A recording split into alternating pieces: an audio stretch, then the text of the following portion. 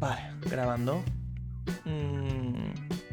La verdad es que hay mucha gente que yo sé que es habitual en las clases. Bien, estuvimos viendo Malas Rachas la semana pasada y vimos pues la parte 1. Yo creo que hoy a lo mejor nos da tiempo a acabarlo, no lo sé. Pero lo dicho, el tiempo que haga falta, ¿ok? Y bueno, la semana pasada estuvimos viendo que es una mala racha, estuvimos hablando de qué entendíamos por negativa o positiva y qué es exactamente una mala racha, lo estuvimos definiendo. También es cierto que hubo bastante debate sobre otros temas, entonces lo alargamos bastante, que al final siempre aporta y es positivo. Y vamos ya con el meme de hoy y empezamos. Para los que no sepan mucho inglés, pues nos dice cuando...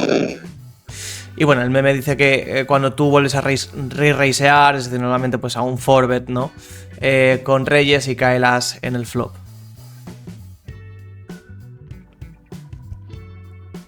Y nada, ¿no? A jugar la mano. Pero seguro que muchos de vosotros decís, ya está el as en el flop, seguro que lo tiene... Y ya en algún punto acabáis foldeando y vuestra mente no os deja ni siquiera pensar en el rango del rival. Lo hemos pasado todos, esto. Pero bueno, supongo que alguno estáis viendo a través de Poker Red, de Twitch o de YouTube, las mesas de cash que se están formando de high stakes, ¿no? Ahí se puede ver bastante. Hay uno de los comentaristas que siempre dicen que el as siempre cae en el flop, pase lo que pase, y dice, ¿y cómo es posible? Si hay 4 ases en la baraja, pero siempre cae un as en el flop, ¿no? Pues al final es atención selectiva lo que hacemos. Es decir, la que no queremos ver es la que más atención vamos a poner cuando haya. Haced un ejercicio, es decir, coged por ejemplo un 3 y decís, a ver cuántas veces sale el 3 en el flop. Y lo empezáis a comprobar en todas vuestras sesiones. Veréis cómo aparece más de lo que antes estabais prestando la atención. ¿Entendéis el concepto, no? De atención selectiva. Pues nada, dicho esto, vamos a pasar con lo que vamos a seguir de la parte de mala varianza. Bueno, de mala varianza, digo, de mala racha, ¿ok? Porque al final, el otro día leí en una especie de encuesta del lado mental. La encuesta era de póker en general, pero apareció algo de mental game y me llamó la atención porque salía lo que era el tilt, ¿vale? Y el tilt ponía que eran emociones negativas, así en general, debidas a la varianza. Y digo, ¿pero cómo que debidas a la varianza?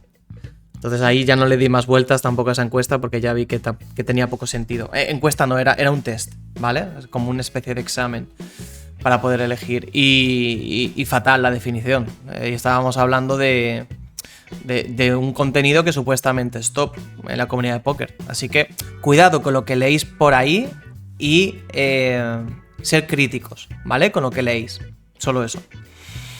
Entonces nada, vamos con esta parte de mala... Ah, vale, mala varianza porque lo he leído, claro. Cuando hablamos de este tipo de asociaciones, ¿vale? Entre tilt, varianza y mala racha, la asociación no es tan automática como pensamos, ¿ok? Es decir, porque yo esté runeando mal, no quiere decir que esté tildado, ¿vale? Yo, por ejemplo, llevo un mes aproximadamente, para que veáis otros casos, en los que he empezado en una sala nueva de juego y voy prácticamente even, incluso perdiendo un poquito, es decir, me mantengo por el rakeback. Cuando pasa esto hay varias opciones. Puedes pensar que estás runeando mal, puedes pensar que no eres tan buen jugador como crees, o realmente de que no te estás adaptando bien al meta de ese juego. Independientemente de lo que sea, te puede aparecer el tilt cuando no hay comprensión de todos estos puntos de una manera objetiva y lo más fría posible y más distanciado. Cuando ocurre esto, normalmente era bastante normal, o por lo menos bastante típico, que a la hora de tener la creencia de que es la varianza, es runear mal, ¿vale? Que se dice también, es cuando aparece el tilt, ¿vale? Porque tenemos creencias tipo, no es justo, no gano un flip, ¿vale? O considero que mi nivel es demasiado alto, o es más alto que simplemente que los demás, ¿vale? O podría estar aquí todas las semanas sin ganar un bote decente, cuando ya además tenemos una idea depresiva sobre el futuro, ¿vale? En el que nada de esto va a cambiar y todo va negro. Son pensamientos típicos que solemos tener. Si no tuviésemos ningún tipo de este tipo de pensamientos, ¿vale? O de creencias, porque las creencias son ideas más arraigadas. Hay veces que no aparece el pensamiento. A lo mejor cuando tenemos la creencia de que en toda la semana o el siguiente mes ya no voy a ganar, no voy a ser ganador en este meta porque mira cómo me ha ido, etcétera, etcétera. A lo mejor la creencia no es esta. A lo mejor es un pensamiento típico. Mira, otra vez, más de lo mismo. Pero no es esto. Pero si estiramos ese pensamiento, quizás sí que llegamos a esta creencia. Que es lo que tenemos que empezar a razonar si esto es así, si no es así, o qué está ocurriendo ahí. Por tanto, primero, para que la mala varianza me lleve al tilt, ¿vale? O entendiéndolo como una emoción negativa, que normalmente es ira o podemos llegar a tristeza, tiene que aparecer algún tipo de creencia tipo. ¿Vale? Esto ya sé que lo he repetido, pero esto es demasiado importante para dejarlo pasar. ¿Cuándo va a aparecer ira? Cuando vengan creencias que sean de tipo moralista, ¿vale? De tipo ético, en el sentido de la justicia, por ejemplo, o del honor, ¿vale? ¿Cómo puedo perder contra este primo? Esto lo vemos día a día, por ejemplo, cuando estamos conduciendo, ¿vale? Para los que conducís, y ya no para los que conducís, seguro que el que no conduce ha visto a un compañero, ha visto a un padre, o simplemente ha ido andando y ha visto la situación, ¿no? De yo voy a aparcar, ¿sí? Y hay uno que se me cuela y aparca antes que yo. Y dices, no, tío, yo estaba esperando aquí, ahora tú te esperas, que falta respeto, ¿no? Todo esto. Que ahí incluso está justificado. Pero ¿cuántas veces habéis visto otras situaciones en las que hay gente que se enfada conduciendo por cosas muy sencillas? Pues por ejemplo, cuando un semáforo está en rojo y se pone en verde. Cuando se pone en verde, hay muchos de atrás que pitan. Y a lo mejor ha pasado 1 segundo, 2 segundos. Pero al final son situaciones en las que consideran que no es justo que ellos tengan que esperar porque el de delante no se entere y no salga, lo que sea. En cambio, los pensamientos de tipo tristeza van a aparecer más cuando tengamos una sensación de pérdida. Y la creencia está relacionada con esa pérdida. ¿Vale?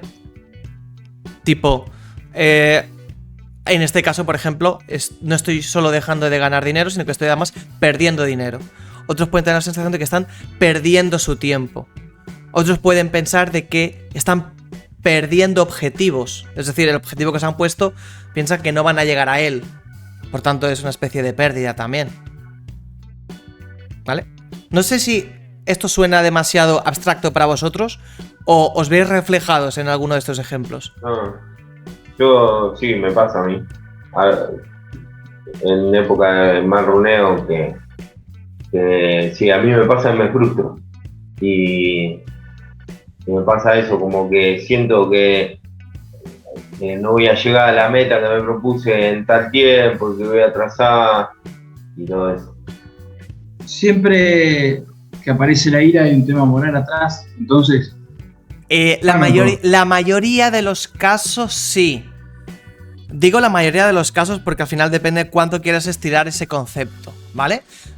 Dentro de la frustración, en concreto, que suele ser una previa a la ira, en la frustración siempre hay un distanciamiento desde la necesidad que tú te creas a través de la expectativa.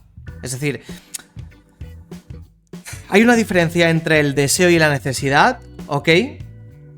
Pero cuando no se llega a ese objetivo y hay un distanciamiento de ello, ahí se crea una frustración. Por eso os implico mucho en que lo que una persona siente nunca va a ser igual que lo que otra persona siente. Porque las creencias son distintas, los objetivos son distintos. Hay mucha gente que piensa, es que a mí esto no me pasa y no entiendo cómo a otras personas les pasa. Tú no has vivido esa experiencia. Y no quiere decir que lo de la otra persona no sea real, sino que no se le activan ese tipo de creencias a esa otra persona. Por eso algunos en la misma mala racha, con todas las variables iguales, todos los factores iguales, todo el contexto igual, a algunos les da por no querer levantarse de la cama para echarle horas en el ordenador. Y hay otros que sí que siguen jugando, pero a la mínima cogen el teclado y lo estampan. ¿Entendéis? Bueno, y hay también el tipo de persona que sigue, ¿no? O sea, en plan de como he perdido, tengo que recuperar y juega más de lo normal, digo yo. Sí, lo he comentado aquí muchas veces. La gente que tiene la creencia de yo no debería perder dinero, sino que debería salir en positivo siempre o casi siempre. Hay gente que no aguanta ver en el tracker una línea roja. Bueno, una línea roja, vamos a entenderlo mejor. Unos números rojos. Entonces tienen que dejarlo en verde. Dime, Esteban. Eso puede estar conectado con lo que es el tilt por desesperación. Vale, a ver. Más obsesión, ¿no? Un poco TOC. Claro, a mí me cuesta llamar los tilt por tipos. ¿Vale? Perdón. No por nada, sino... Sí, yo sé qué es lo que está en la comunidad de póker. Es como las categorizaciones que hacéis, ¿sí? Lo saqué del libro de... Sí, claro. Al final, entiendo que es la referencia. A mí no me gusta porque al final, ¿qué estamos diciendo? Cuando decimos, por ejemplo, tilt por desesperación. Es decir, estamos hablando de desesperación, ¿no? No hace falta decir tilt en este caso. Es decir, que tú me cojas un tilt y me lo diferencies en distintas categorías, lo único que me estás diciendo es que tilt, ¿qué son? ¿Emociones negativas en general? Vale, pues no me lo llames tilt. ¿Sí? Llámamelo desesperación. Desesperación ya es una emoción negativa, ¿vale? En este caso un sentimiento. Pero ya sería algo. ¿Se entiende? No es necesario esta categorización. Claro, simplemente porque yo no sé de dónde se ha sacado todo esto. Y como psicólogo clínico, sí que hay unas categorizaciones respecto a unas experiencias y unos experimentos que se han hecho. Esto, ¿sabes? A mí me suena a... Pues bueno, simplemente es alguien que ha querido de manera pedagógica separarlo todo, pero no me cuadra. Como dice Javi por el chat, se supone que el tilt es igual a mal juego causado por algo. Ya, pues entonces es todo el mental game, ¿no? Lo que hay que trabajar solo es el tilt, si nos ponemos así. Es como si un psicólogo clínico dice, no, todos son emociones negativas y solo lo llamamos así. Claro, es que Javi nos dice, esto incluiría a jugar bebido, por ejemplo. Bueno, pues lo que hay que trabajar es una adicción a ser alcohólico, ¿no? En este caso. Es decir, es que no tiene nada que ver. O a lo mejor me dices, no, yo no soy alcohólico, es simplemente que salí de fiesta y decidí jugar. Vale, entonces lo que hay que trabajar es un control de los impulsos cuando un sábado por la noche sales. Es que son cosas totalmente distintas lo que hay que trabajar, ¿vale? Nada, simplemente quería dejar claro este punto.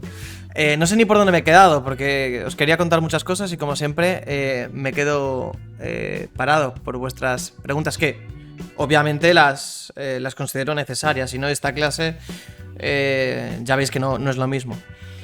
Quería insistir en lo que habías dicho tú antes sobre que hay gente que quiere remar esas pérdidas que está teniendo. Entonces juegan más para estar en ganancias. Y esto es algo muy típico y se hacía mucho antiguamente. A mí me pasó al principio, por eso lo he dicho. Sí. Bueno, te pasó a ti al principio y creo que nos ha pasado a casi todos. Incluso debido a esa creencia, a esa idea de inmoral, de yo tengo un cierto nivel, ¿cómo es posible? Yo no puedo salir en pérdidas. De hecho, esto también está muy basado en nuestra base de creencias respecto a un trabajo normal, en el que si yo dedico tiempo a algo, tengo que sacar un beneficio. Y ese beneficio siempre lo damos desde el valor económico. Por eso, muchas veces tenemos que tenerlo en positivo. Incluso, y aquí ya puede haber un lado obsesivo, obviamente, la idea de no poder verlo en rojo en el tracker que hemos perdido. Es decir, hasta que no esté en positivo no paramos de jugar. Eso yo, hace 10 años, lo hacía un montón. Claro, ¿qué ocurre? Que hay veces que solo vas a peor. Hasta que hay un punto en el que decides subir de tu stake para poder ganar más rápido. ¿Esto quién lo ha hecho? Pregunta. Yo no. Yo en ese aspecto he tenido cabeza siempre. Ay, no se ha escuchado bien. Yo sí. Al principio me pasaba. Ajá. Al principio me pasaba a mí también. Sí, ¿verdad? Pues esto era el día a día hace 10 años, por ejemplo, dentro del póker, cuando se conocía todo esto, mucho menos. Imagina cuál era la gestión de banca ahí, era nula, no existía. El que tuviese dos dedos de frente triunfaba, no le hacía falta mucho más. A día de hoy eso se considera prácticamente impensable y obviamente no está recomendado por nadie. Pero que sepáis que es una de las conductas que pueden llegar a ocurrir. Sí, claro, Esteban, está totalmente conectado a mirar continuamente la gráfica. Al final hay una obsesión por mirar la gráfica. Por eso os dije en su momento que mirar la gráfica hay que ver realmente si es rentable en algún punto en el que considero que podéis hacer un ejercicio bastante chulo, que es ver, voy a decir mínimo un mes, ¿vale? Víctor, Porque realmente hay gente que está 2 y 3 meses sin mirar la gráfica y son buenos, muy buenos jugadores. Y yo creo que lo están haciendo cada vez mejor. Dime, no sé quién ha preguntado. Cristian, creo que era. yo pregunto, digo, esto no tiene nada que ver con meter más volumen como para ganarle a la varianza, sino con la forma de pensar en la que se encara el meter más volumen. Claro, a eso voy. La gente dice meter volumen porque es lo que lo hace superar, pero al fin y al cabo ya no es ni siquiera meter más volumen, es mantener iba a decir statu quo, ahí no, porque sería desbalancearse, sino mantener tu rutina diaria que tú has estado haciendo. La cuestión es que es si te está afectando lo que está ocurriendo, que obviamente un poco siempre nos afecta. Pero en ese punto solamente hay que seguir jugando. Si tú le metes más manos, pero emocionalmente estás mal, tampoco va a ser beneficioso. Creo que esto se entiende. Y aquí, sí, Antonio, nos dices que tienes que actualizar el banca diario, así que mucho un día, pero no, yo no os hablo de mirar la... obviamente hay que mirar el bank diario, entiendo yo, y cambias el numerito. Tú puedes saber si vas 50 arriba, 50 abajo, pero no estás viendo la gráfica. Ya, sí sé que no es exacto, pero se puede hacer un mínimo de esfuerzo. Lo que sé es que al final dices, bueno, ya que miro el bank, pues miro la gráfica y lo miro todo. Que es lo que suele pasar. Porque una vez que se... ¿cuál es la palabra? No, voy a decir agrede, pero no es la palabra. Sí, transgrede, creo que se dice. Transgredir, creo que es la palabra. Para que veáis que soy de letras, pero tampoco mucho. Cuando te pasas, por ejemplo, de una adicción en la que dices, no voy a comer chocolate en un mes. Y hay una vez que tomas un poco de chocolate, dices, ay, que está tan bueno, y dices, bueno, ya que me he saltado la restricción, la prohibición, ahora ya, pues un poco más ya da igual porque ya me la he saltado. Y entonces te pones ciego de chocolate, ¿vale? Para mí esto es un poquito igual, es decir, ya que miramos el bank, ¿no? Pues tiramos a mirar todo el tracker y la línea roja y la línea azul y cómo vamos, ¿no? Es decir, ya que hemos transgredido, pues vamos un poquito más. Entonces, si podéis evitarlo, es una ventaja, ¿vale? Que tenéis. Obviamente sí, Esteban nos dice que lo ideal está para el saldo. Yo es lo que hago, pero si tenéis que ¿cuál es la palabra? Actualizarlo diario. Lo que sí que... Sí, bueno, pero no es lo mismo porque vos ahí lo ves solamente una vez al día. Ah, eso es lo que voy. Es decir, cuando tú acabes tu sesión, eso es lo importante. Eso es muy importante, porque lo que hacéis simplemente es, si jugáis 3 o 4 sesiones al día, pues cada vez que acabéis una sesión lo estáis mirando, etcétera. Incluso estoy seguro que algunos hacéis la cuenta de la vieja. Es decir, estáis jugando, tenéis, no lo sé, me lo invento, ¿vale? 4 mesas abiertas y estáis calculando, estáis haciendo la suma de cuánto hay en las 4 mesas más el saldo que tenéis en el bancaje. Sí. Mm. Sí. Por tanto, no me contéis cuentos chinos, ¿vale? Como decimos aquí. Intentad evitarlo y ved cuáles son las sensaciones que tenéis, porque muchas veces estas clases para mí se están quedando a nivel teórico, es decir, no lo estáis aplicando ciertas cosas que os voy diciendo, y si vosotros no lo aplicáis, no podéis ver cómo os sentís. Y si no podéis ver cómo os sentís, no podéis avanzar, porque no sabéis en qué punto estáis. ¿Vale? Es como si yo ahora me estudio todo el Pio Solver, soy un crack, según yo, en el Solver, y creo que soy de los mejores jugadores del mundo. Ya, pero yo hasta que no juegue y lo compruebe, no va a ser cierto, ¿vale? Pues esto es lo mismo. por mucho que yo piense que tengo un gran mental, si luego no me pongo en esa tesitura en el que empiezan a ocurrir experiencias, yo no puedo saber qué lado mental tengo, ¿vale? Y esto en el póker, pero quiero que lo pasemos y lo extrapolemos a vuestra vida diaria, ¿vale? ¿Cuántas veces os habéis sentido, aquí por lo menos en España lo decimos así, los putos amos, ¿vale? Hablando mal, en el que, o putas amas, en los que sois los mejores en algo, hasta que ocurre la experiencia y decís, wow, me he vuelto a caer, me he vuelto a meter la leche o me han vuelto a callar la boca? Y esto a mí me ha pasado, es decir, yo una vez me acuerdo, salí de un curso de desarrollo personal, el primero que hice, en el que consideré que me había enseñado más que en toda la carrera de psicología, de que podía con todo, y nada, tardé unos meses en que me ocurriese una experiencia personal y me vine abajo. Y no pasa nada decirlo, es decir, ahí volví a aprender de que tenía que aprender muchísimo más. ¿Se entiende? Bueno, yo no lo veo malo del todo sentirte a veces el puto amo, como dices tú. O sea, hay consecuencias, pero lo que es en sí, o sea, es que depende. En el póker ya veo que sí, pero fuera del póker no. No me refiero a que sea malo. De hecho, al final es tener confianza en uno mismo. Hablo de creerte que ya sabes sobre ese tema todo lo que tienes que saber y que eres el puto amo en eso y que no vas a fallar y que luego fallas en algún sentido. Entonces,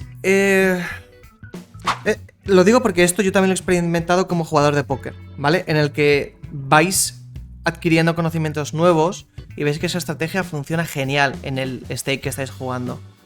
Para solo daros cuenta de que en el siguiente ya dicen, bueno, a mí no me la vas a colar así, ¿no? Porque normalmente estamos yendo hacia la parte de farol o a la parte de valor que queremos cobrar siempre.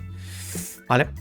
Para que veáis que dentro del póker lo podéis ver, esta idea de el puto amo, hablando así, muy fácil. Cuando vamos subiendo stakes y vamos aprendiendo estrategias nuevas, ¿vale?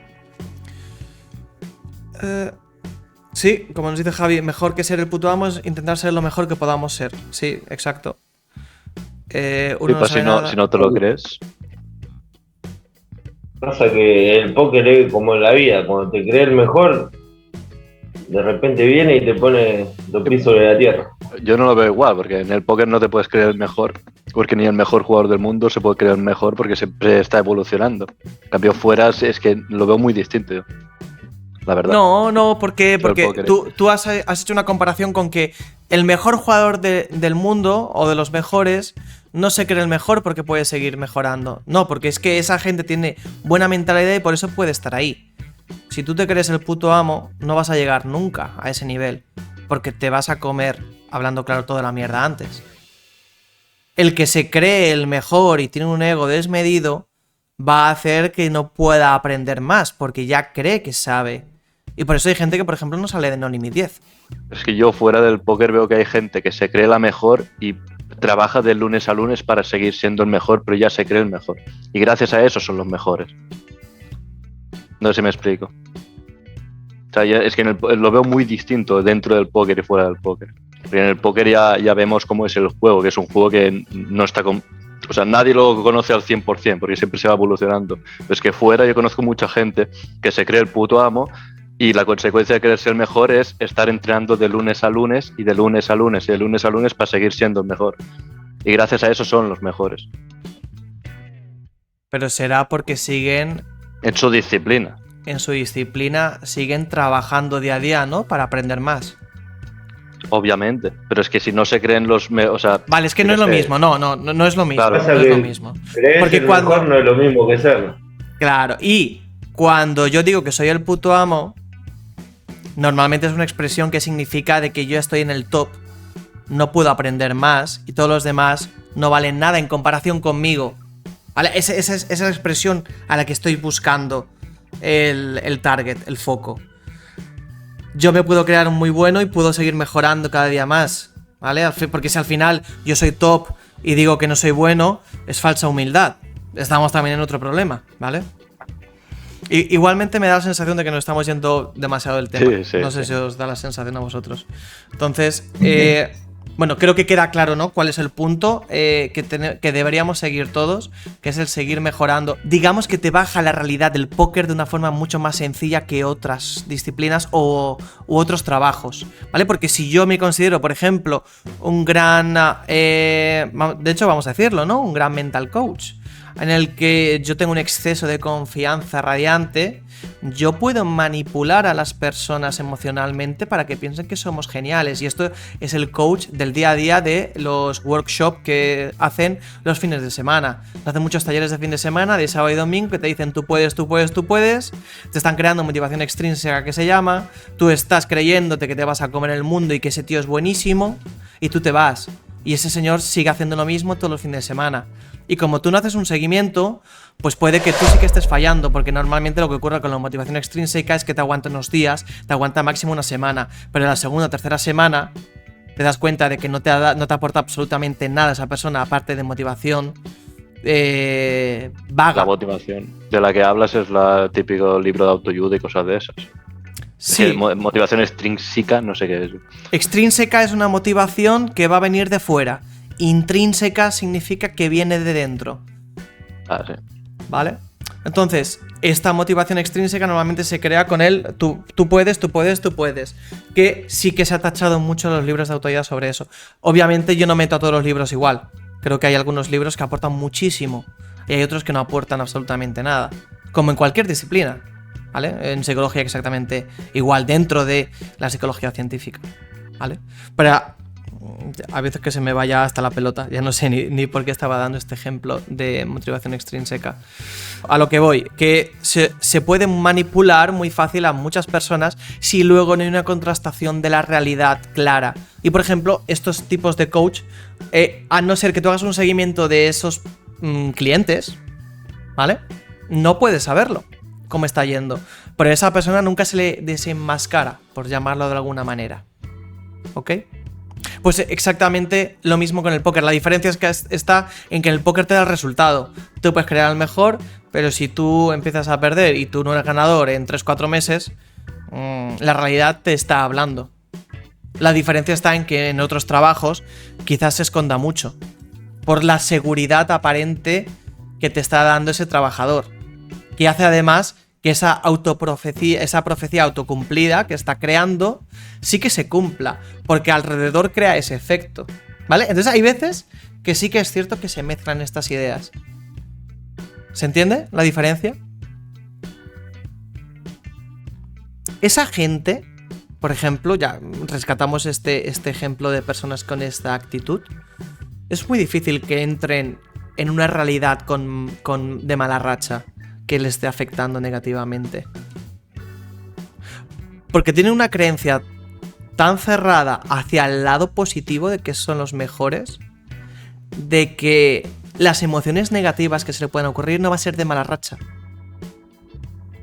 Va a ser de que los jugadores son muy malos y no están entendiendo el spot.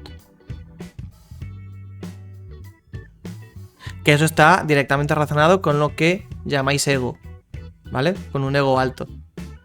Entonces, por eso, dependiendo del tipo de persona que seáis, nos va a aparecer una tipología de problema, nos va a aparecer otra tipología, ¿vale? Entonces, para los que habéis vivido esto, o que estáis aquí, no he puesto una diapositiva que es muy importante, que es la de la atención selectiva, ¿vale? Digo que es importante el concepto en sí, que ya lo he mencionado antes, de que nos fijamos mucho en cada vez que sale una carta que no queramos, cuando estamos en unas emociones negativas continuas que nos llevan a unos sentimientos negativos continuos en nuestro juego. Si yo lo que no quiero ver, como hemos dicho, es el as, ¿no? Porque tengo reyes. Yo cada vez que me viene la mano rey, la única carta de la baraja que no quiero ver es el as. Y cada vez que yo tenga rey, que son pocas veces en el póker, ¿sí? Por una cuestión de varianza, no sé si es una cada 200 manos, yo voy a estar muy atento al as cuando salga. Y me da igual que salga en las 3 primeras, en el tour o en el river. Pero cada vez que salga voy a decir, ¿ves? Ha salido el as. Y si hacemos un cálculo, va a salir mucho más de lo que esperamos, ¿vale? De hecho, ya sabéis que reyes creo que contra as X es un 70-30. Es decir, va a aparecer muchas veces. Y cada vez que yo tenga ases y simplemente me hagan call call, que el SPR sea muy grande, muchas veces vamos a encontrar boards que no nos van a gustar cada vez que veamos un raise en el flop. Y esto ocurre muchas veces, pero muchas es muchas. Pero sí que seguimos con esa idea de sobrevalorar nuestras manos preflop. Pero la situación es distinta, hay que adaptarse a la diferencia. Pero todo esto, dependiendo de nuestra forma de pensar en el póker y en la vida, va a hacer que esas creencias me lleven a esa atención selectiva y me lleven a pensar que estoy en una mala racha. Por eso es tan importante definir lo que es una mala racha para cada uno de los 28 que estáis aquí, que quizás no estamos hablando del mismo término. Vamos a centrarnos y a focusear, como dicen algunos, que ya me hace gracia cómo cogen palabras del inglés para pasarlas al castellano. Vamos a concentrarnos siempre en la calidad y no en la cantidad. Esto ya me habéis escuchado 20.000 veces de decirlo, pero es que, de verdad, la varianza, la gente, es que ni cogiendo simuladores de varianza, que de hecho creo que lo voy a tener que coger en esta clase para explicarlo, ni siquiera cogiendo simuladores de varianza nos podemos hacer la idea de todo lo que puede afectar. Y estamos hablando de, en cash, más de 500.000 de manos. Que eso mucha gente no lo juega en un año. Y en spins ni hablamos, porque si os acordáis lo que estuvisteis en spins, cuando dimos también el simulador de varianza de spins, también era enorme lo que podías estar even o incluso perdiendo, haciendo un buen juego. Es decir, ganando a buen win rate. Es enorme. Es tan grande que no tiene ningún sentido. Que como os he dicho yo he estado jugando un mes en esta sala y yo no sé si es varianza o no. Es que no lo sé. Por mucho que yo vea la diferencia de V, porque puede ser que si yo el 85% de las manos voy a pushearlas en river porque son favorables para mí, para mi farol, y me salen muchas veces ese 15%, al no haber pusheado aún, eso no va a aparecer en el tracker. ¿Se entiende? Y voy a tener que hacer check fold todo el día. Eso también es varianza, pero no aparece en el tracker. Como no aparece en el tracker, yo no puedo medirla. ¿Esto se entiende? ¿También? ¿O no? Sí. Sí, perfectamente. Y ya diste el consejo de luego evaluar varianza después de las sesiones, como enfriamiento. Correcto. ¿Vale? Que son ejercicios que podéis hacer. Hay gente que consigue tener una comprensión, que no un entendimiento, sino comprender lo que es la varianza, pero cuando lleva muchos años y no ha hecho ningún ejercicio, ¿vale? Porque quieras que no, ya le das vueltas a la cabeza, ¿vale? Pero hay veces que os tengo que poner tareas, ¿vale? Lo digo porque en un enfriamiento, por ejemplo, no sigáis haciendo esto el resto de vuestra vida, ¿vale? Hay un momento en el que ya adquirís ese tipo de habilidad, ¿vale? Y ya no os afecta ese tipo de varianza. Pero es tan grande que es que, de verdad, coger un simulador de varianza, si nos da tiempo hoy, si no otro día, empezáis a hacer números y podéis jugar a lo que queráis, porque hay muchísima varianza. Pero muchísima. Y estamos hablando online, que puedes jugar un volumen decente. Pero es que en vivo, es que en vivo a mí no se me ocurre, no sé, 2 o 3 años a lo mejor para poder jugar lo que juega alguien en unos meses de online. Imaginad lo que significa eso para la varianza. Es que es increíble. Es como si veis una final de una mesa del EPT, del Campeonato del Mundo que están jugando ahora. Si lo veis bien, en el evento principal la mayoría de los que llegan son recreacionales o regulares muy malos. Porque hay tanta varianza que es muy difícil que los top lleguen hasta el final. ¿Esto lo habéis considerado alguna vez? El tema de los torneos de mesas finales en pools tan grandes. Yo he considerado que en vivo no quiero jugar a no ser que monte una timba con algún colega. O sea, yo Sí, eso lo pero se ha consideré dado- ya hace mucho, pero muchísimo. Se ha dado caso de personas que lo ganaron 2 o hasta 3 años seguidos. Sí, pero ¿en ¿Cómo se qué explica época? eso? ¿En qué época? Sí, tenés razón. Sí, tenés razón. ¿Y cuántos jugaban? 30 años atrás. Ah, y 30 Sí. años, ¿cuántos estaban jugando ahí? Sí, ¿Lo habéis sí. pensado alguna vez? Claro. Que jugaban los 13 de siempre. Ah, ahí está, 13. Claro. Eso era un sit and go de los de antes, que digo yo. Que ahora ya no sé si la modalidad sigue jugándose. Y también hablaban de eso, de la varianza así los torneos, incluso con las recompras, ¿no? Que los pros llegan porque recompran siempre y cosas de eso. Claro, claro. Es decir, Desde un freeze out de estos de que solo hay una entrada, pues claro, es mucho más difícil de que... claro, puedes estar una vida para ganar. ¿Y cuántos flips tenéis que ganar preflop para llegar a la mesa final? Y que no te caiga ningún bad beat. Y si te cae un bad beat, que sea a tu favor. Son muchas cosas.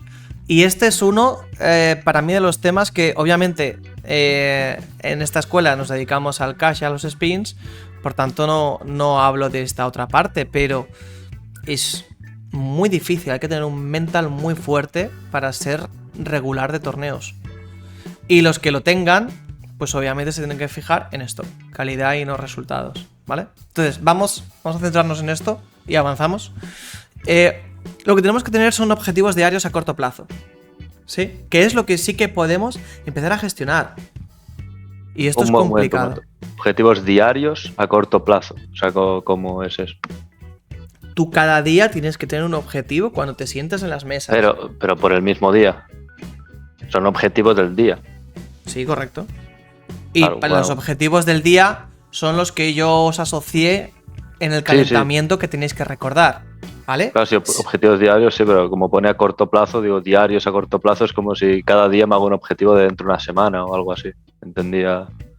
Sí, es decir, porque tú tienes que tener un objetivo diario que se cumpla a corto plazo.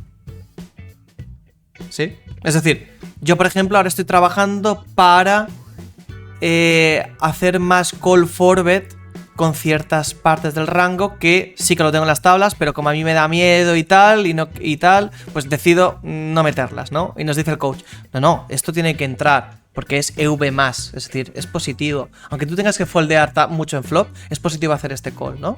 Bueno, pues cuando te dicen eso, tienes que empezar a incorporarlo a tu juego. Es un objetivo estratégico, por ejemplo. Un objetivo mental, pues mira, cada vez que yo estoy jugando a póker, me doy cuenta de que estoy pensando uno, simplemente que no haya... Te desconcentras. Sí, cogemos alguna atención, por ejemplo, de que cada 10 minutos yo miro por la ventana, ¿no? Y cuando me doy cuenta en mi foco, que es centrarme todo el rato en esto, me doy cuenta de que está automatizado. Es decir, simplemente yo a los 10-15 minutos ya es todo automatizado y no estoy pensando, no estoy razonando las jugadas, ni el rango, ni nada, sino que estoy jugando ABC. Pues el objetivo puede ser aumentar o simplemente identificar ese momento, que ya es mucho. Porque si tú no lo identificas no lo puedes mejorar. Y no lo puedes aumentar, ¿vale? Pues sería otro. ¿Vale? ¿Se entienden los tipos de objetivos que podemos tener? Sí. Sí. Vale. Que al final es lo que hacéis, pero muchas veces no lo tenéis rutinizado. Entonces hay algunos días que sí estáis más pendientes en ciertos ámbitos y hay otros días que no estáis pendientes. Porque depende de cómo os levantéis ese día o cómo os sentéis ese día en las mesas. ¿Vale? Entonces aquí os pongo ese lado positivista, ¿vale? Que digo yo de como habéis dicho por ahí, del libro de autoayuda, ¿no? De cada mala racha es una oportunidad para comprobar lo que has aprendido. Y entonces aquí quiero explicar esto, ¿vale? Como os pongo aquí entre paréntesis, si aparece la habilidad compresión emocional, es que sí que se ha interiorizado. Es decir, si yo un día, cuando estoy en mala racha, de mis primeras malas rachas, lo que hacía era subir de stakes porque la emoción de ira, de tener que recuperar todo, de ese ansia, aparece al momento y no puedo evitar jugar límites más altos. Y al final busteo el bank, como hicimos muchos hace muchos años, y tenemos que volver a recomponernos. Si a la siguiente mala racha que me aparece, yo ya no subo de stake, sino lo que hago es, me sigo, hablando claro, ¿no? Cagándome en la madre de todos estos oponentes que he tenido que me han ganado los botes, pero yo sigo en mi nivel, yo ya he habido algo que he interiorizado, que es, no sirve de nada subir a un nivel superior. Pero no es algo razonado, porque ahora lo razonamos todos y lo hacemos.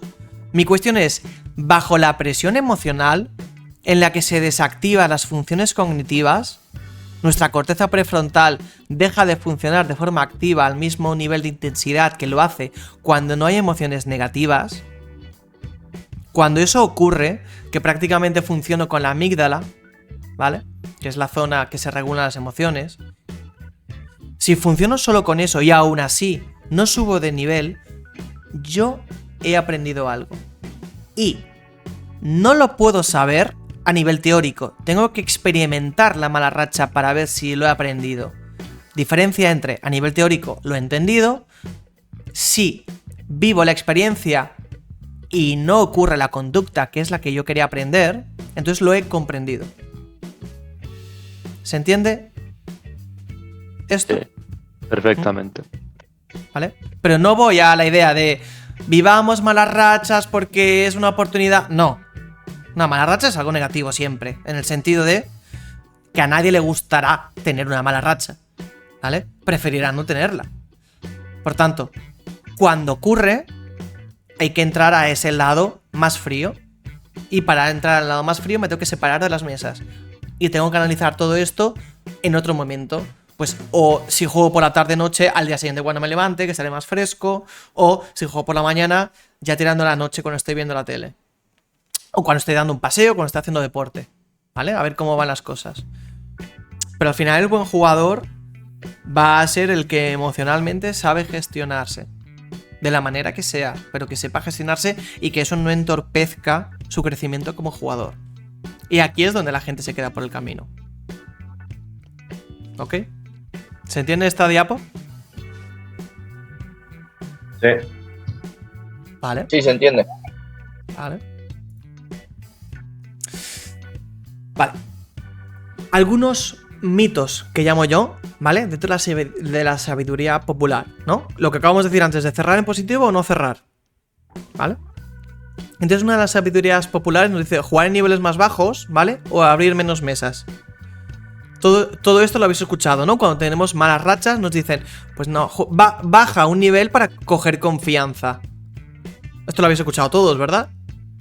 No. ¿No? Vale, a lo mejor no eres tan viejo aún jugando a póker. Puede ser, puede ser. Esto se decía antes mucho. Otra ha sido la de, bueno, pues si te abrías 4, ábrete 2, estate más centrado, ¿no? Todo esto realmente, si lo queremos asociar con cómo gestionar emociones, ¿por qué esto es positivo? ¿Por qué se hace esto? Esto es lo que quiero que reflexionemos hoy. ¿Se os ocurre algo? ¿Por qué voy a bajar a niveles bajos y eso va a hacer que yo mejore como jugador? Víctor, puede ser porque Luego ganar quizás ya batimos ese stake, entonces nuestro juego está basado en ese meta, entonces lo comprendemos mejor y nos da más confianza. Vale. A ver, yo. Que nos dé sentido no le confianza, veo. que no. Correcto. Sentido racional no tiene, que esto es lo que quiero llegar. Lo que sí que quiero llegar es que están jugando con el tema emocional para que veáis que seguís siendo ganadores. Es como recordaros que os seguís siendo buenos jugadores. Y si ocurre una mala racha, juego en niveles inferiores, pero es un parche emocional. No estáis trabajando la gestión de lo que está ocurriendo. Esto antes también se hacía, se bajaba de nivel, recuperabas confianza y volvías otra vez. Cosa distinta es que yo esté shoteando un nivel superior por un tema de gestión de banca y no me lo permita la banca, entonces tenga que bajar por un tema de matemática pura. Eso es distinto. Pero cuando emocionalmente yo puedo jugar y bajo, simplemente es una estrategia que se usa para mejorar el lado emocional. ¿Es la mejor? Seguramente no. Seguramente hay que trabajar porque consideras que hay un fallo de confianza. Que no sea económico, insisto. Si es económico, entonces, por una gestión de banca dentro del póker, sí que es interesante bajar, ¿vale? Otra cosa es que sea mentalmente económico. Por lo que tienes a lo mejor. Yo lo había es un tomado por problema el lado de gestión de banca. Vale, no. No, No, sí, porque. sí. Porque Si si yo tengo una banca y bajo, o sea, yo cuando llega este dinero, bajo. O sea, bajar antes de estar en ese dinero, si tenemos más de ese nivel, de ese dinero que nos hemos propuesto para estar en ese stake, es cuando entra el mental, ¿no? Claro, aquí hay una diferencia importante. Os pongo un ejemplo. Yo tengo 100 ciegas, ¿vale? Porque es, vamos a decir, una medida, ¿no?, que tiene sentido. Yo tengo 100 ciegas grandes de... 100 ciegas grandes, digo. 100 cajas del nivel, ¿vale? En cash. Que se considera que, bueno, pues es algo más conservador, pero es bastante ideal, ¿vale? Por ejemplo, en No Limit 100, ¿sí? Tienes 10.000 pavos, vale. Cuando a ti te va mal... Cuando a ti te va mal, pero por gestión de banca sigues yendo bien, por ejemplo, te quedan 90 cajas del nivel, realmente sigues teniendo una gestión adecuada en la que si tú tienes un win rate X, te puedes mantener en ese nivel No Limit 100. Pero si tú mentalmente no te puedes considerar que puedas aguantar emocionalmente bien tener menos de 9.000 euros de banca, entonces es cuando decides bajar No Limit 50. Pero eso es un problema mental, porque tú tienes unos límites económicos en tu cabeza, y eso es lo que hay que trabajar. Porque según gestión de banca es correcto, matemáticamente vas bien, porque tú estás ganando, estamos hablando de alguien que gane bien, ¿vale? No que esté even en No Limit 100, sino que está ganando a un ritmo de 5 o 6 ciegas grandes cada 100, por ejemplo, es decir, un ganador del nivel, ¿vale? Es muy importante que veáis esta diferencia, porque no es lo mismo. ¿Se entiende? Sí, sí, sí. Pues si tú, por ejemplo, tienes 100 cajas y te propones bajar de nivel, yo qué sé, cuando bajes de las 80 cajas, si bajas de nivel a las 90 cajas cuando no te lo has propuesto, pues es malo, ¿no?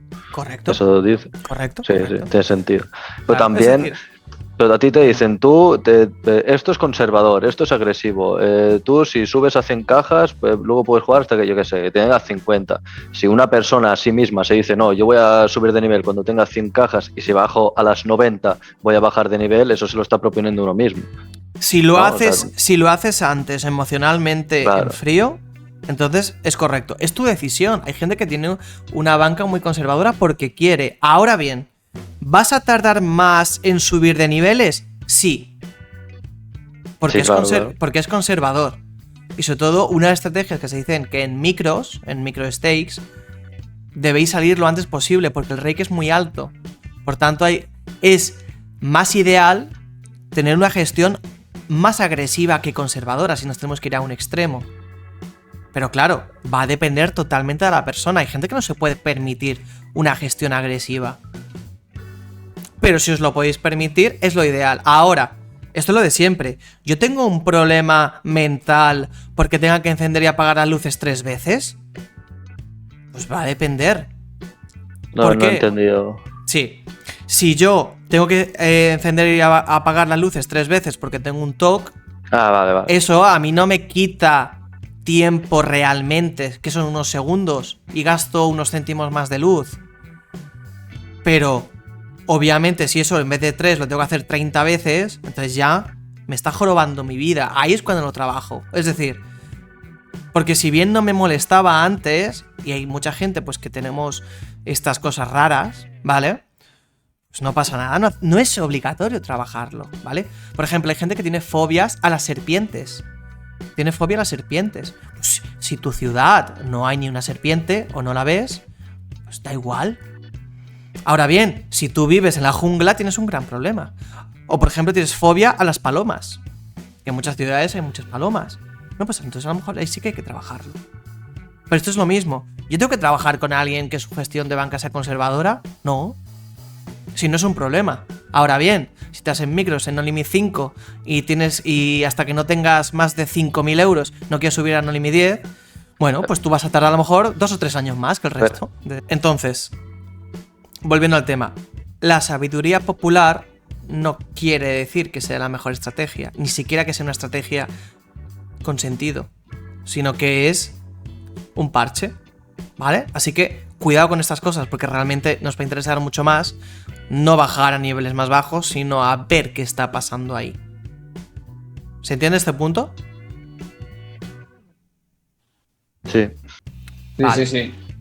Entonces, ¿cerrar en positivo o no cerrar? ¿No? Que esto es lo que tenemos muchas dudas. Y entonces ya aquí os pongo el típico depende y os hablo de dos detalles, ¿vale? El primero, en el que se puede considerar una buena opción cuando tu confianza está baja, ¿vale? Que es lo que hemos estado hablando, y está claro que estás jugando mal, ¿vale? Y aquí os pongo lo del parche de tu problema de autoconfianza, en este caso, ¿vale? La confianza sobre ti mismo.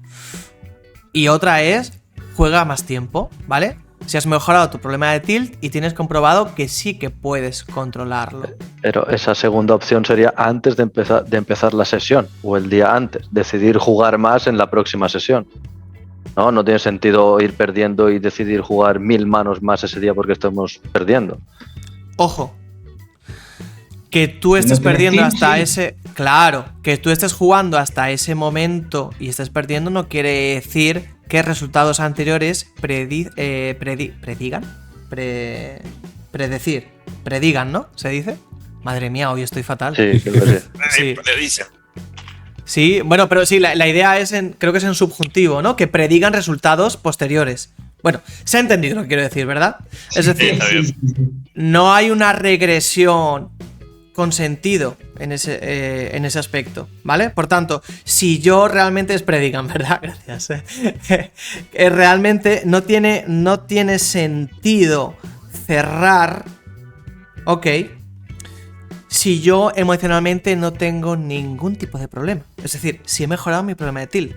La cuestión es que, como yo tengo un problema en la gestión emocional, sí que es cierto que es más probable que yo siga jugando mal. Entonces sí que tiene sentido cerrar. Pero la opción es jugar más tiempo, ¿vale? Porque tú tienes comprobado que puedes... Aquí, en vez de controlarlo, hubiese puesto gestionarlo. Esto lo cambiaré. Pero no hay problema de tilt o lo estoy gestionando y a mí me interesa exponerme ante ese problema que estoy teniendo. Porque cuanto yo más me exponga, mejor seré como jugador mental. ¿Se entiende?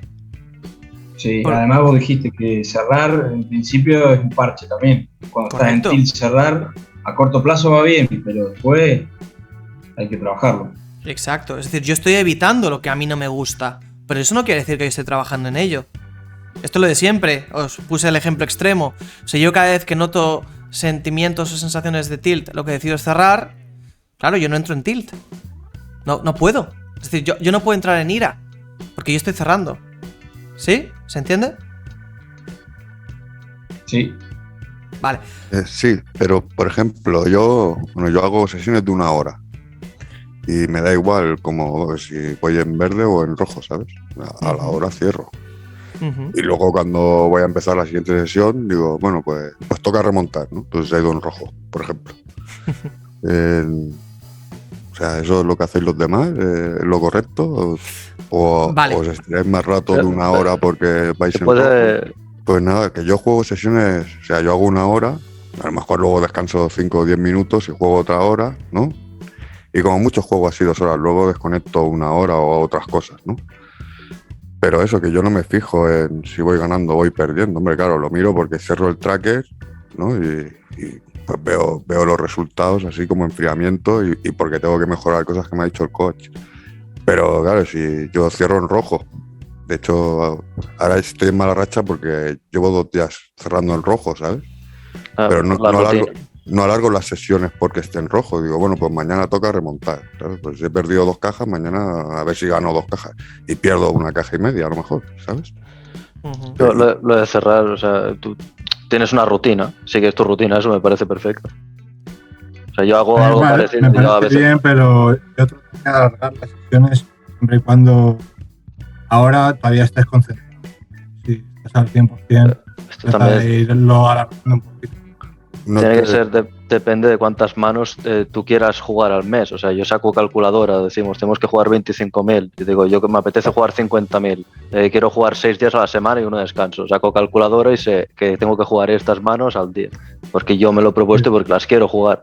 Entonces, yo lo que no voy a hacer es... Si estás focus y que te levantes, ¿sabes? Yo tengo sesión, yo no descanso, yo tengo una sesión solo. O sea, yo cada día estoy haciendo una sesión.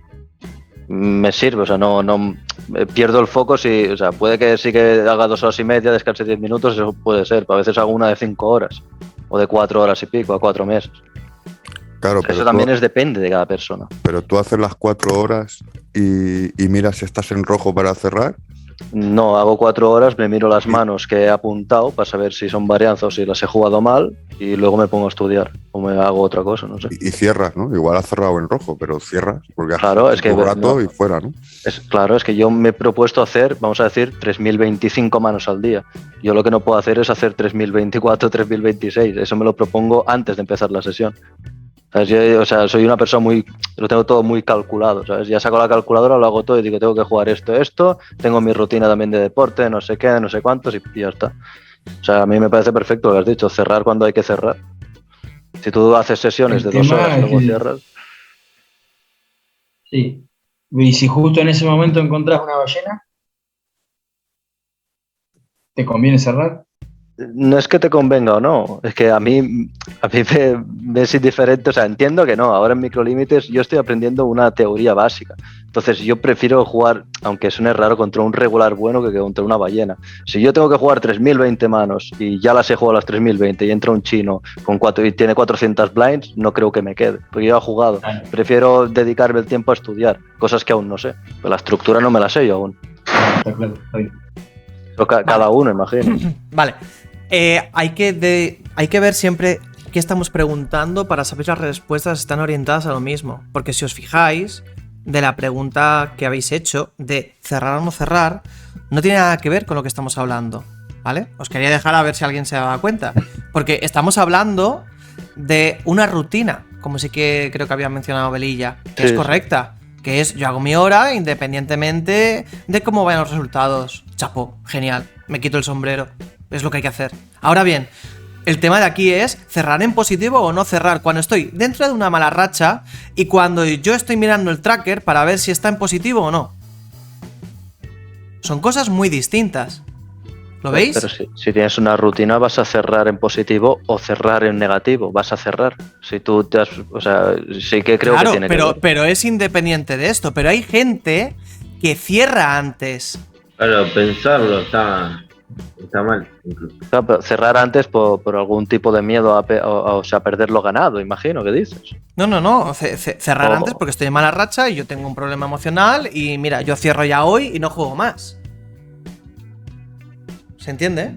Bueno, pues entonces el día que tenías de fiesta vas a tener que jugar las manos que te faltan ahí. No, eso depende de cada uno. Hay gente que no tiene unos objetivos tan rutinizados. Sí, o estructurados es la palabra. ¿Sí? La cuestión es, la manera de exponerse cuando yo estoy en negativo me está haciendo que yo vaya aprendiendo poco a poco con la experiencia. Si yo tuviera que simplificar todas las terapias psicológicas que se hacen cuando alguien tiene miedo, prácticamente, es exponerse ante ese miedo. Algunos lo trabajan de una forma u otros de otra. Pero el resultado final siempre va a ser exponerse a ese miedo. Exactamente, o vamos a decir muy similar, es cuando hay ira. Cuando hay ira, obviamente lo que vamos a trabajar es la gestión de la percepción de esa realidad. Pero se puede trabajar siempre también desde la conducta. Es decir, yo voy a poder trabajar que esa persona se exponga a esa conducta hasta que le deje de provocar ira. Exactamente lo mismo estamos haciendo con el juego. Vamos a exponernos cada vez más y vamos a jugar siempre un poquito más. Hacer esos 5 minutos extra cuando yo estoy mal. Porque si no voy a empezar a asociar el estar mal con no jugar. Y me voy a crear mi profecía autocumplida de que cuando yo estoy mal yo no puedo jugar. Y eso hace de que yo cierre antes las mesas. Por eso os digo lo de jugamos más tiempo. Independientemente de que vayamos en negativo. Que yo hago mi hora. ¿Sí? Ahora, todas estas cosas se pueden arreglar, obviamente, si no miramos el tracker. Obviamente, cuando llevamos ya varias cajas, sin querer, eso se queda en nuestro lado más automatizado, en el que yo sé que estoy en pérdidas, no sé en cuánto. Igual con las malas rachas. Pero si yo, ojo, si he conseguido mejorar mi problema de tilt, si yo sigo con... Perdón, vamos a cambiarlo, ¿no? Mi problema de ira o de frustración. Si yo sigo con la mala frustración, jugar más va a hacer que obviamente mi rendimiento sea negativo, casi seguro. ¿vale? Pero si yo he mejorado esto y tienes comprobado que sí que puedes gestionar ese tilt, entonces vamos a seguir para mejorar un poquito más cada día. Esa es la idea. ¿Se entiende? Emanuel, ¿tienes duda? No, quería... Se te corta el internet. Está sucediendo esto porque comencé a escuchar mejor. Sí, ahora sí. Sí, ahora sí. Hola. Que yo comencé a jugar el día 1 en el bancaje y venía unas 20 cajas abajo, más o menos, hasta hoy, que no dejé de cumplir con mi rutina. Se te ha cortado. En rutina se ha quedado. Sí, me hace- Estudiar, de tomar las clases, los videos, de jugar las horas porque tenía un problema con el software. ¿Hola? Sí, ahora se te vuelve a escuchar. ¿Ahora? Ujú. ¿Se te escucha? ¿Ahora se escucha? Nada, se te está cortando, tío. Hola. ¿Ahora bien? A ver, Hola. último intento. Último intento, ahora sí. Ujú, sí, empieza. Que yo venía jugando desde el primero con un downswing de unas 20 cajas, o una mala racha, llamémosle, hasta hoy que cumpliendo con mi rutina diaria, ¿no? Nunca dejé de estudiar, siempre fue las mismas horas, siempre repasaba mis manos, todos. Nosotros habíamos tenido un problema con el software y no podíamos descargar las manos. Entonces creo que eso me ayudó mucho a trabajar el tema de no enojarme tanto, porque como no podía ver la gráfica, por así decirlo, yo seguía con mi rutina, con mis cosas diarias y bueno, hoy cambió, hoy gané, vamos a decirlo, pero creo que está bueno eso de poder exponerte muchos días seguidos a pérdidas para poder superarlas en algún momento, porque la varianza siempre va a estar ahí. Y esto nos va a pasar a todos tarde o temprano. Y te va a volver a pasar a ti y a mí también. Y es parte del póker. O sea, es buenísimo eso. Exacto. De hecho, tenéis que considerar también cuando veis una gráfica, por ejemplo, anual y una gráfica diaria o mensual. Lo que parece un gran downswing, es decir, una gran bajada en un mes, lo que os pueda afectar va a ser independiente a final de año. La diferencia está obviamente en que nosotros vemos los resultados a corto plazo. Si nosotros obviáramos esos resultados, ¿vale? Como por ejemplo dice Antonio en el chat, dice, lo que yo no pensaría es he perdido 2 cajas y mañana intentaré ganar 2. Dice, creo que parte de lo que dijo Víctor de no ver la gráfica es por eso. Cada día empiezas de cero, esperando hacer tu mejor juego con lo que te toque ese día, independientemente del resultado de ayer. Eso sería lo ideal, sería lo teóricamente correcto. Ahora bien, como aparecen las emociones negativas, es porque yo estoy acostumbrado a ver el bank, ver cuánto tengo. Habría que ver si realmente es porque tienes miedo a quedarte a cero. Entonces a lo mejor no estamos siguiendo una buena gestión de banca. Son muchas cosas. Tú dices que las emociones no se pueden controlar, pero cuando entiendes la matemática, o sea, cuando entiendes que la matemática es perfecta, no te pueden salir estas emociones. Es que aún no lo entiendo yo eso. O sea, cuando tú te entiendes cómo funciona el póker, no veo sentido a que te sientas ira por una mano. Dices, no se pueden controlar las emociones. De eso estoy de acuerdo, pero es irracional en el póker. O sea, no en no el me póker y en todo, no. Fuera del póker no lo veo tan irracional. Ah, ¿no? Pero Vale, también vale. puedes saber ¿Alguna vez, dividir- un momento, Nahuel, ¿alguna vez Belén has sentido miedo por alguna situación que no haya peligro? Sí, puede ser. Eso es irracional. Sí, claro. Pero, ¿Pero por qué lo tienes si es irracional? Es que ahora mismo no te sé decir, pues seguro que sí. O sea, todo el mundo lo habrá pasado eso. Vale, Ahora ¿alguna mismo vez has hecho algún examen o has hablado en público y te has sentido algo nervioso? Hablar en público no, pero mira, lo del público, ir a un concierto o algo así, que yo hacía conciertos antes, sí, un poco de nervios sí antes. Vale. Había un poco de miedo también, ¿no? De por si salía mal o había algo que no, o incluso irracional en el sentido de no sabías. Sí que es lo iba a irracional. ocurrir. O sea, sí que es irracional porque siempre sientes un poco de... O sea, miedo no, sientes nervios. O sea, no tiene sentido sentir nervios cuando ya has hecho más conciertos, pero creo que es parte de eso y es bonito también eso. Sí, no, Creo que a nos ver, estamos yendo otra vez del Sí, tema. sí, pero volvemos siempre a lo mismo. Las emociones ni son racionales, por tanto, nosotros, por mucho que nos llamemos seres racionales, no lo somos. Tenemos parte racional y parte irracional dependiendo de muchos factores, que a día de hoy no se ha sabido, obviamente, 100% por qué, pero tenemos esa dualidad siempre en nosotros. Pero es que además las emociones son resultado de los pensamientos que tengamos. Entonces sí que sigue una coherencia. Si aparece una mínima duda en algún momento, va a haber una emoción que sea acorde a esa duda. Y va a aparecer miedo, va a aparecer obsesión, va a aparecer lo que sea que va a aparecer. Da igual que yo considere que la vida es totalmente justa. Me van a aparecer emociones. Cuando yo me enfado con otra persona, si somos coherentemente racionales, sabremos que muchas veces no es lo más EV en la vida hacer ciertos comportamientos, pero los hacemos porque nos ha invadido la emoción. Y hemos actuado sin pensar. Y ese es nuestro día a día. Por tanto, por mucho que yo tenga la teoría de que el póker es perfecto, a la gran mayoría de nosotros, por no decir a todos, van a aparecer emociones. Y si no aparecen emociones, no somos humanos. De momento somos Sí, eso robots. iba a decir que es muy personal. Claro, Yo también por eso- entiendo lo de la varianza, pero me viene la ira y me vuelvo loco. Claro, por eso hablamos de gestionar las emociones y no controlarlas. Porque si me aparece ira, yo no puedo coger la ira, cogerla y tirarla a un cofre o a un baúl y cerrarlo con un cajón. Si aparece la ira, ya ha aparecido. Ahora voy a ver cómo la gestiono. Son cosas distintas, ¿se entiende la diferencia? Sí, se Sí, sí. entiende. Pero yo me considero muy humano y yo muchas cosas de esas no las siento. Vale. Jugando al póker, fuera del póker, sí. Porque para mí no es lo mismo, como ya he dicho. Aunque me has dicho que sí, que es parecido. Yo, para mí, la vida en sí es muy distinto. O el fútbol, por ejemplo, al póker. Es muy distinto. O el ajedrez, por ejemplo. Vale, Lo veo distinto al póker. Pues es lo mismo. En cuanto a sentido teórico, hablando. Por tanto, si tú ya ahí puedes ver una diferencia, podrás entender que hay gente que en el póker sí que lo sienta, aunque tú no.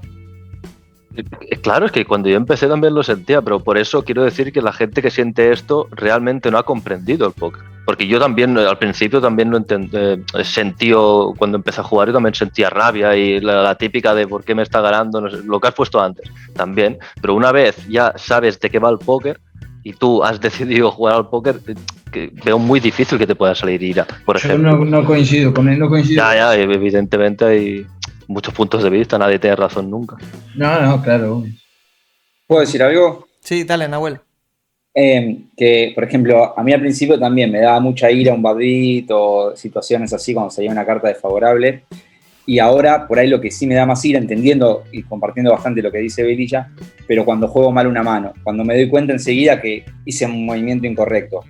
Por ahí en ese caso, por más que todo sea perfecto, el juego, las matemáticas y todo, uno le agarra ciertas emociones por una acción que cree que hizo incorrectamente. Ujú. Claro, Yo pero he cometido aquí ya no hablamos de matemática, sino que estamos hablando de una ira respecto a nuestro comportamiento, que sí que era totalmente responsabilidad nuestra, pero que igualmente aparece. Es decir, la emoción es la misma, hay que ver desde dónde viene. Por eso a mí no me sirve que me digan tilt por acumulación, tilt por desesperación, tilt por los que se hayan inventado. Porque al final es una emoción y hay que ver de dónde viene. ¿Se entiende? Sí, sí, Pero se la emoción entiende es la misma. perfectamente. La emoción es la misma. ¿Ok? Vale. Nos quedan cosas por ver, obviamente. Entonces, a no ser que queráis agregar algo, una duda sobre lo que hayamos visto, paramos aquí y seguimos la semana que viene, que nos hemos pasado un poquito de tiempo. Muchas gracias. Buenísimo, Víctor. gracias, Víctor. Gracias, Nada, a Víctor. vosotros, chicos. Un gran abrazo. Gracias a Nos todos. vemos semana que viene. Hasta luego.